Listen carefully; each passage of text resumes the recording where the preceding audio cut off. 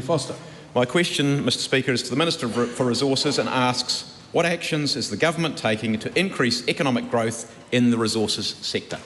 The Honourable Shane Jones. Mr Speaker, with characteristic modesty, I recently travelled to Singapore and Sydney, and a host of people asked me as a Cabinet Minister to confirm that the foolish moment of cancelling the oil and gas industry wasn't really over. I confirmed that it was, and legislation will soon pass. I also, in the context of economic growth, gave a glowing account of the fast-track legislation, the most permissive regime in Australasia. Not surprisingly, people are flocking to the resources sector, including the Federation mine, which is soon to enjoy an infusion of additional capital. Jobs will flourish, and indeed, we were regarded as a glowing light on a hill. Supplementary, Mr Speaker. What updates can he give about fast track? Mr Speaker, obviously the fast track is designed not only for mining projects but a host of others, because we need to ensure that such proposals are not hobbled by red tape or indeed lost in serpentine processes in the bureaucracy. The one-stop shop is a key feature out of our coalition agreement.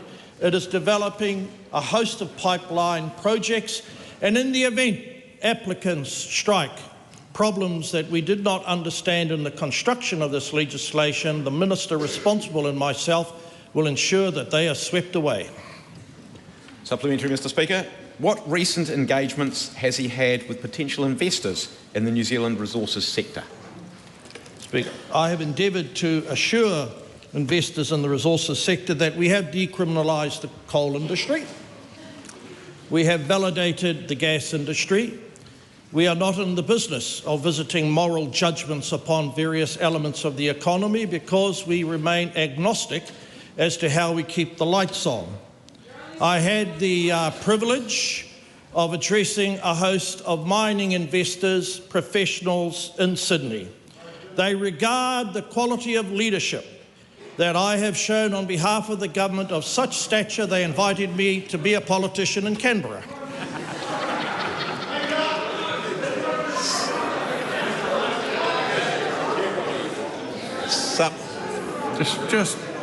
Just wait. I will. Supplementary, Mr Speaker. What will reversing the ban on oil and gas exploration do for the New Zealand economy? Sadly, gas supplies have decreased, worsened by the Ardern cancellation of an entire industry which now afflicts our energy and electricity sector. The danger of such showy, empty gestures will be laid out by me next Friday, 12 o'clock at New Plymouth in a public meeting where I will remind everyone that the cost of electricity is linked to the ongoing affordable access to fossil fuels, something that this minister is taking advice on in terms of ensuring we have adequate levels of access to our own coal and we expand gas whilst the wind blows, the sun shines and the rain falls. A point of order, the Honourable Kieran McAnulty. It's been canvassed in this House a number of times, government ministers and parties using patsy questions or questions to themselves to criticise the decisions of previous governments. That's been established. It'd be useful to know whether it is okay for ministers to be using them to criticise decisions that they themselves were part of. Well, that is an interesting question and one that I'll spend some time thinking about, but what I would say is that there is no prohibition on ministers referring to policies of the past that they're currently dealing with. Question 4. A supplementary? Yes. Oh, right. The Right Honourable Winston Peters. Is the Minister saying that he's going to stop virtue signalling by using our coal rather than importing inferior offshore coal?